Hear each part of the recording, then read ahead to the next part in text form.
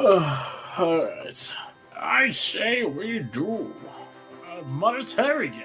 Alright, so you want monetary stuff, so that means you're gonna... monetary game.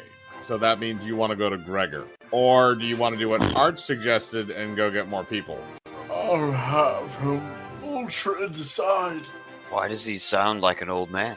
You can tell his jokes. As long as he doesn't start breaking out with the props, I think we'll be fine. Well, while he's doing that, I'm gonna be like using one of his Bibles as target practice by throwing freaking knives. I was gonna say you could have one of the zombies holding it, just like shaking as the knives come in at him. Fuck it, let's do it. So the zombie is holding it up with its arm outstretched. The arm is pseudo okay. All right, that's 21. I'm gonna say you're able. Your first few knives stick right in the book. You don't actually hurt the zombie, so he kind of just looks over at the book and sees a couple of knives in it and gives you a thumbs up. So I guess we're going with money this time around. So you're gonna go to Gregor. I rolled a 10 for the next throwing knife. So the next one goes into the book, but it also pins the zombie's hands to the wall of the cottage, which is behind him. So he's kind of stuck in one place now. He also kind of tries to pull his hand away, and he's just kind of looking, and it's like, oh, okay, looks like that's not going anywhere. So he just gives another thumbs up and says, good to go. So you go to Gregor. Oi! You boys want to go get some present-stealing monsters? I'm just gonna walk up with the zombie hand and toe with a book in it. Present-stealing monsters. Yeah, indeed. Apparently there's a festival happening over at Frostpoint Village. And apparently somebody took all the gifts that were supposed to be exchanged there. They're offering a hefty reward for their return. I'm just gonna walk up to Rocco with the pierced holy book with a zombie hand and toe, just toss it at him. What would I want this for, little frog? It's not my problem you want to destroy your instruction manual. It's just when the rules come to bite you back in the arse, it's not going to be my fault. And I'm just gonna get onto the fucking, the scorpion. Arch, I assume you're getting back on your camel centipede. This time I'm taking my Goddamn dragon. right. I'm taking my dragon this time. Alright, so I'm assuming you guys are going to all be taking... Well, I know Rock is taking his griffin, but I'm assuming both you guys are going to be taking your pets, Arch, too. Every time. So little Fafnir is going to come with you as well. Alright, so you guys are going to take your pets along with you. So basically, Gregor marks the location of Frostpoint Village on your map to the basically northwest of your position. It's on the edge of the wildlands along the northern part of it where it meets the desert. So you got to go through mostly jungle, but it's not too bad. Once you reach the actual village after a bit of time, you see that in the background of the village, there's a large frost giant, which appears to be dead, lying in the sand, seemingly preserved. It doesn't look like it's degraded at all. It looks like it's still the same as when it was actually killed. Saira immediately dismounts, sprinting. Mine! Are you going to try and reanimate it? You're fuck right I am. Your spell is not successful. The amount of magic that would be required to actually reanimate this being is not within your realm of possibility. Tell you what, I'm gonna have my camel centipede. I'm gonna hold up the glove, like make a fist, and have the camel centipede form into a skeleton and burrow inside of it. Good enough. Why? So you're going to form it into a skeleton, and then you're going to burrow inside of this frost giant corpse. Yeah, and it's gonna like peel into the limbs and everything so it moves it by itself. But here's the thing, though, is like I don't think you're understanding the size comparison of what you're dealing with at the moment, because it's not 15 to 20 feet tall. This thing's probably about 100 feet tall if it was standing up. Oh, that is definitely a different size disparity. Alright, I turn to the other two, and I, gentlemen, my goal today is to kill as many things as possible to fill this up with corpses and have it move again. Agreed? And aquatic, I'm just gonna look at it and go, you're fucked in the head. Yeah, Uhtred shakes his head. He doesn't even say a word. He just shakes his no. But I'm gonna, Okay. I'm gonna do like a little winky wink, like I'm with you, like you know. Griffin boy's out, Frog, you're in. Let's do this. She mounts back up. Let's go.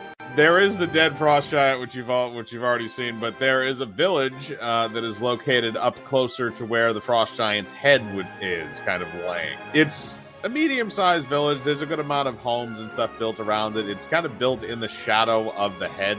As you go into the village, you see that there appears to be a bunch of people sort of running around. There's a lot of people that are concerned because it appears that there's been a series of robberies. you ride into the village, you come into contact with the village elder, who approaches you as you ride in on your various mounts. I'm going to roll for him to see if he has a mental breakdown from seeing the horror show that is riding into his village. He rolled the nat 20, so he's not horrified. He apparently has seen this shit before. Oh, that's concerning. He's that unsurprised with a nat 20 that it's like, it's been there, done that. So what were you going to go up to and ask him, Arch? As the camel centipede rolls up to him and he's completely unsurprised, I'm like, hello, which way to your graveyard? Graveyard? It's out over that away, and he points behind him to a graveyard that's dug into the sand. It appears to be mausoleum with a staircase leading down, so it's actually a crypt. Awesome. She gives him the finger guns and then gestures for the other two to proceed with whatever they're doing. I'm just gonna walk up to my my dragon Ariel, speaking common business. I see you're here to find our missing gifts. The mounts are a little strange, but then again, we live in strange times. So, here's our problem. We've eliminated every single person in the village, it seems, except for a man named Devlin. He lives on the outskirts of town, but we haven't seen him in a few days, and he's the only one that apparently we haven't checked out. If you would like to follow me, I would like you to help me examine his home, and then maybe we can figure out where he went. While I'm following him, the scorpion with my with Ariel on top of him, I'm just gonna toss Ariel a fucking fish. Roll for the dragon to eat the fish. The dragon does indeed eat the fish. She has the tail hanging out of her mouth for a second, and then chomps the rest of that down. He's going to lead you guys there, so I'm assuming you're just going to follow him. Okay, so he leads you to this smaller house that's on the outskirts of town, and it looks to be, the door is padlocked shut, so he can't really get into it, so he was wondering if maybe one of you guys could bust that door down. Fine, I'll bust out my my kits. Oh, your lockpicks? Okay. He is able to crack that lock, even though he did roll pretty low. His bonus is ridiculous. So you're able to crack the lock on the door. The padlock falls off, and you're able to take off the latch and open the door. Now, as you look inside, what you see is the room appears to be kind of disheveled. There are some things that are out of place, but you're going to have to roll a spot check to double check and see if you can see anything in the room that stands out among the rest. That goes for everybody, by the way. Oh yeah, Saira is just like staring out the window at the graveyard. Yeah, no, you're pining for it.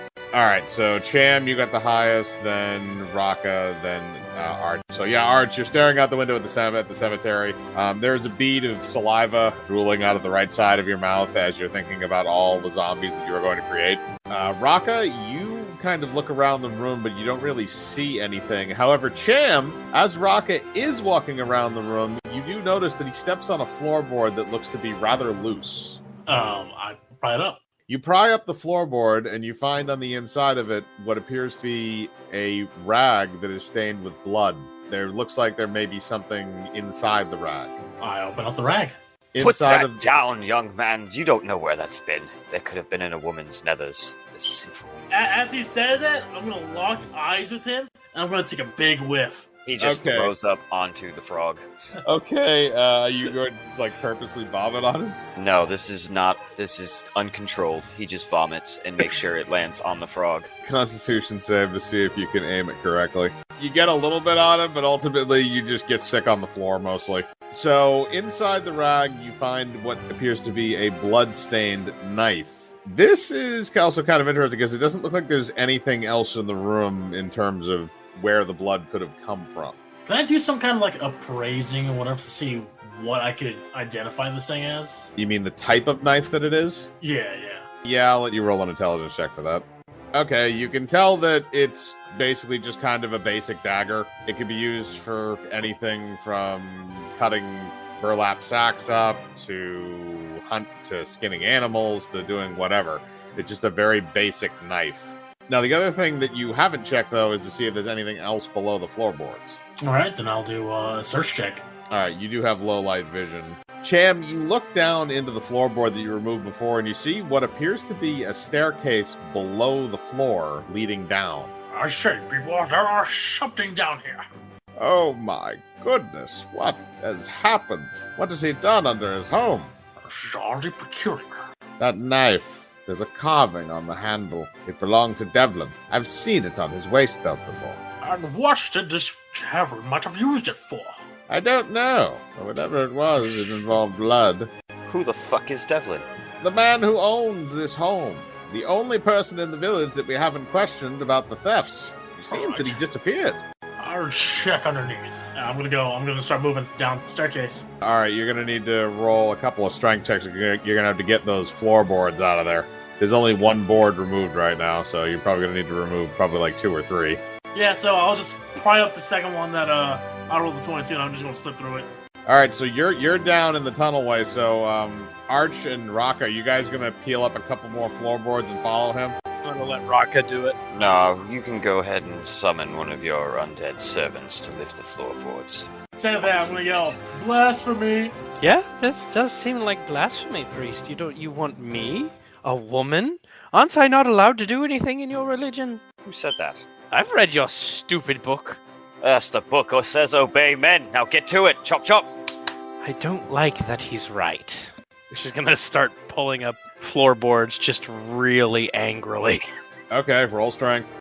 Okay, you get another floorboard up. It's enough for you to fit through. And Raka, you even in your armor, you can pretty much barely squeeze through the top. And you guys are all down into the tunnel now. So you can descend down. You can't really see the end of the staircase. It's kind of turning a little bit as it's going down. It appears to be the only way forward.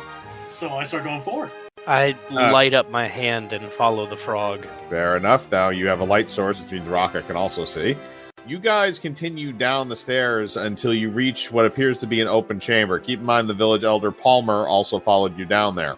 So as you reach this open chamber, you see what looks like on the other side of the room is a man propping what looks like either an unconscious person or a body up against the wall. And you also see what appears to be a giant pile of presents in the back of the room in front of this man who is fooling around with this other either unconscious person or corpse.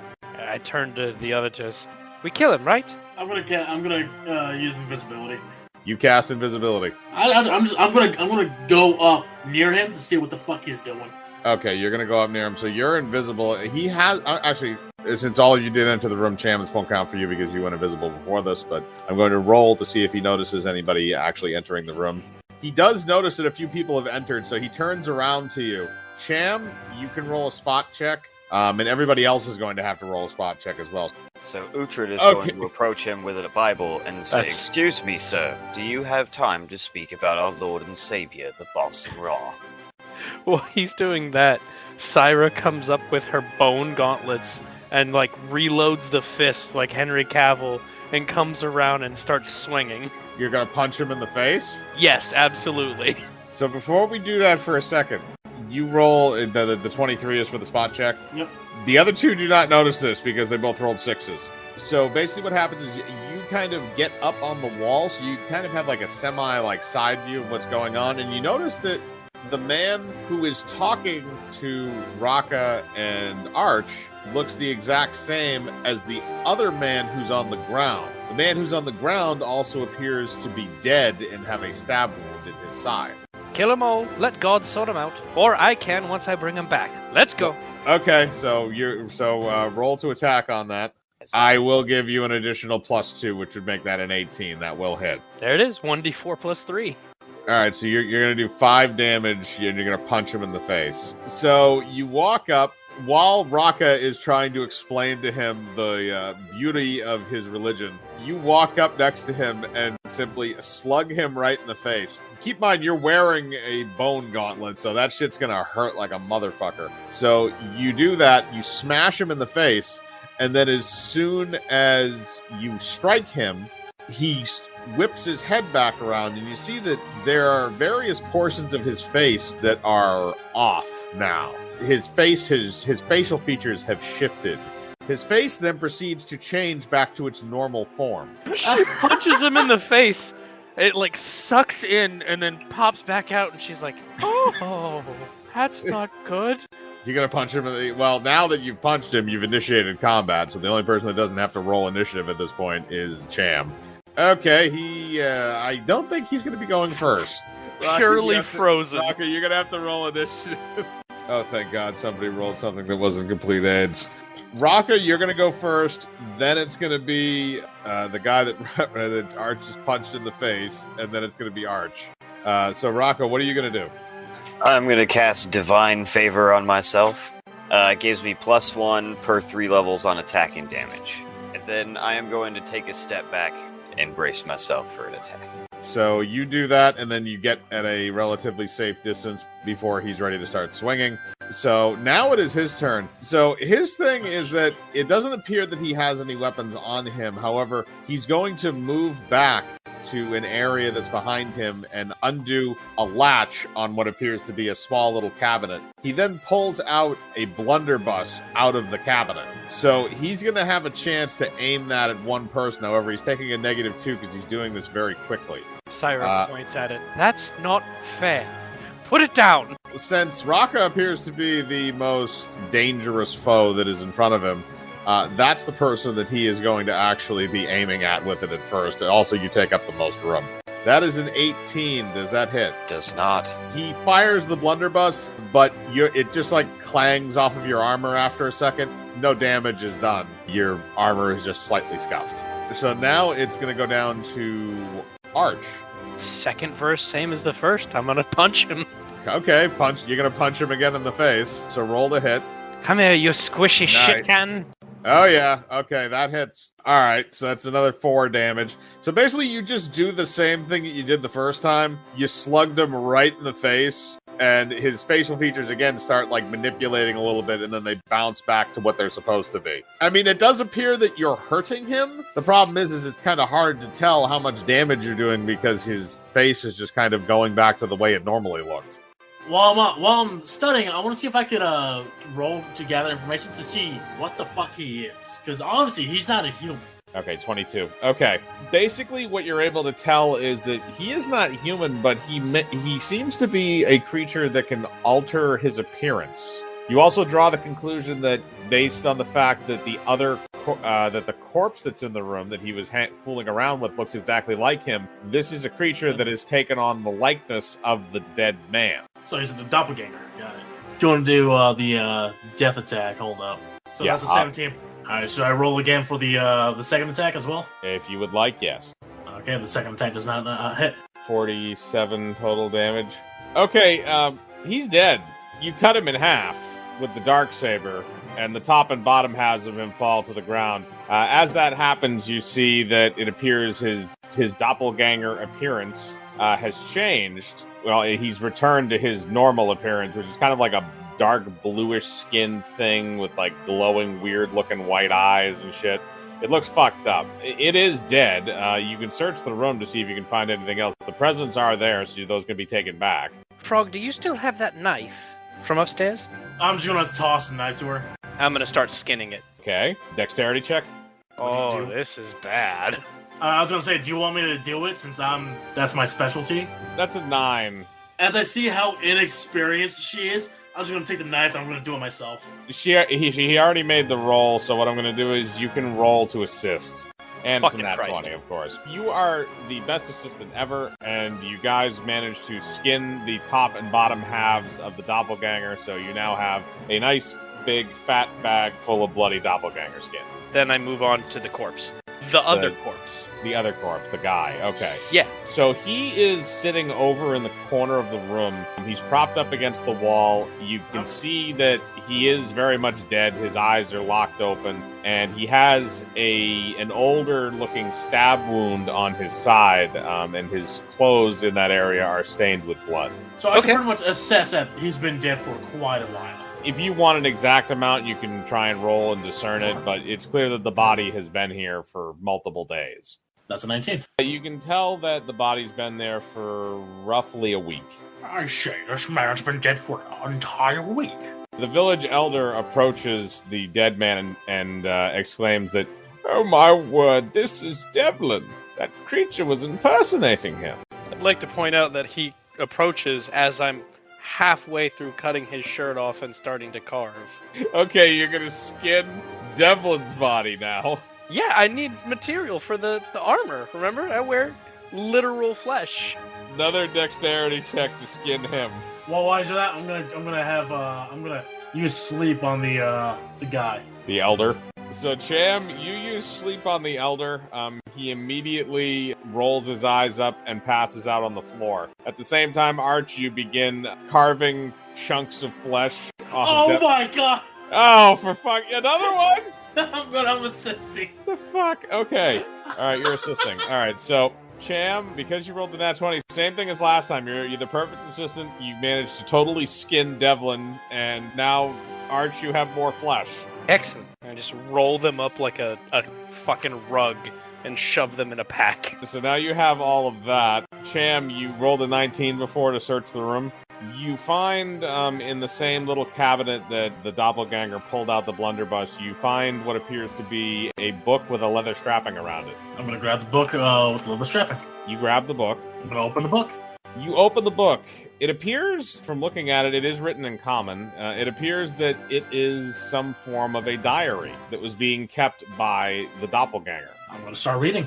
The diary details that the doppelganger appeared in the village several years prior and ran into a woman on the outside of town. Unfortunately, it was not in a form where it was appetizing to the eye, let's put it that way. So instead of letting the woman run back and tell her village and risk them trying to hunt him down and kill him, the doppelganger instead chose to bludgeon her to death with a rock and take her identity after letting the corpse float down the stream, never to be found again. The woman that the doppelganger then impersonated was the wife of Devlin, the man whose body is in the room and who the doppelganger was at the time impersonating. I'm gonna yell out like, this doppelganger has been getting railed in the ass. What the fuck? So basically the doppelganger was able to keep up the charade for a while, basically, up until the previous week. During an incident, basically, Devlin found out that his wife had been replaced by a doppelganger, and unfortunately, the doppelganger also found out and then proceeded to kill him. Now, the problem is that the doppelganger, over the course of the last year and a half, had become attached to the man, had actually enjoyed in basically impersonating the wife and kind of playing house for a while, and didn't want it to end. However, because that happened, because that now the doppelganger can't be happy, it chose to destroy the 1 year festival, well, the one time a year festival that the village has, where the frost giant, who is the dead corpse that is around the village, burps out just enough cold energy from its destroyed corpse to cause it to snow for 1 day.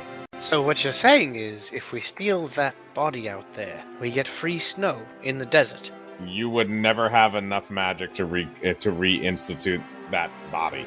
I don't need the body to be alive. I just need to puppet it, like putting your hand up the ass of Elmo. She takes out a little notepad, checkmark on needing lots of bodies to raise giant. Put hand in ass. Okay, got it. Puts it away. You now know the story of what happened with the doppelganger and why it chose to steal all the presents from the village in order to destroy their happiness, because it could never be happy. Oh, this guy was an asshole. It was a Grinch who stole Christmas. And we saved Christmas, gents. Let's be merry. Onwards. The hell is Christmas? Say a day where, peasants hand out presents to one another and the men fuck each other. Now that you are all set, basically what's going to happen is Palmer has some of the other villagers come down into the tunnel, and they're able to take the presents out and return them to the center of the village. As they form them around the tree that they've erected in the center of the village, the frost giant lets out a massive frosty belch out of its mouth. And that belch comes with a wintry wind that causes it to snow. Quickly, the snow covers the sand and freezes the ground temporarily. Palmer says that this happens once a year, and that the day itself is one for celebration.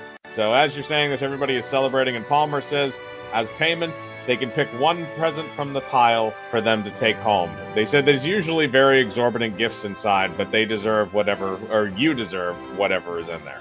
So each one of you is going to have to roll a d20 to see what you get out of it. Cyrus just standing there, hands on hips. One day, that will be mine. Ooh, rocket 19, okay. And Arch, another 19, okay. That's a 5, so Cham, I'm going to say you get 200 gold. Arch, basically, when you open yours, what you find is a book. And as you take it out and open it, it is a book that is filled with different ideas on how to make horrible, horrible little creatures with various undead things. You basically found the Necromancer's Cookbook. Merry Christmas. She very gently tucks it up into her robes like, nobody saw that. That is a very odd gift for someone. That's someone else's gift that he got to pick out. Which means it was planning on somebody just threw that in the pile. You saw when we got here, the village elder was not surprised, which means clearly they have some kind of necromancy around it. Fuck, they have some kind of necromancy around it. I want to explore. We need to go to that graveyard. I'm telling you.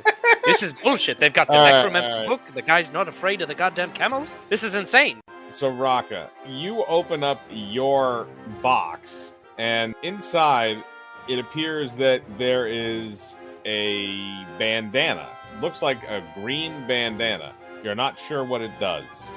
Out of instinct, he smells it. It smells of sweat, pain, and the blood of many an enemy. Alright, now see, this gift makes more sense.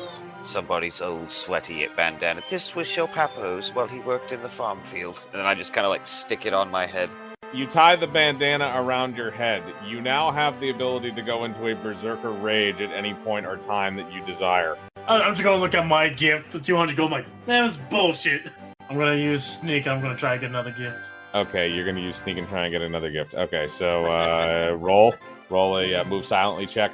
Okay, yeah, no, you successfully snag another gift from the pile. So you very discreetly duck behind a building before anybody notices you. So now you can open this other gift. Roll a treasure roll.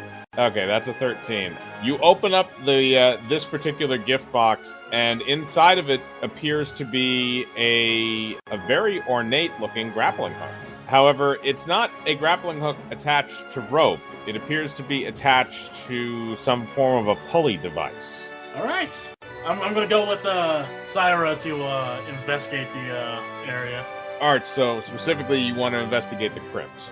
Yeah, absolutely. She's headed to the graveyard. She's going to stand up on anything nearby. She's going to hold the book on high and yell out, I will blow any man or woman who tells me who had this book. We're going to see how the crowd reacts to that. The crowd don't notice you. Those fuckers. Eye twitch, raise his hand. Let's go check out the crypts. And she wanders off. Rock, are you going to go with them and check out the crypt? Yes.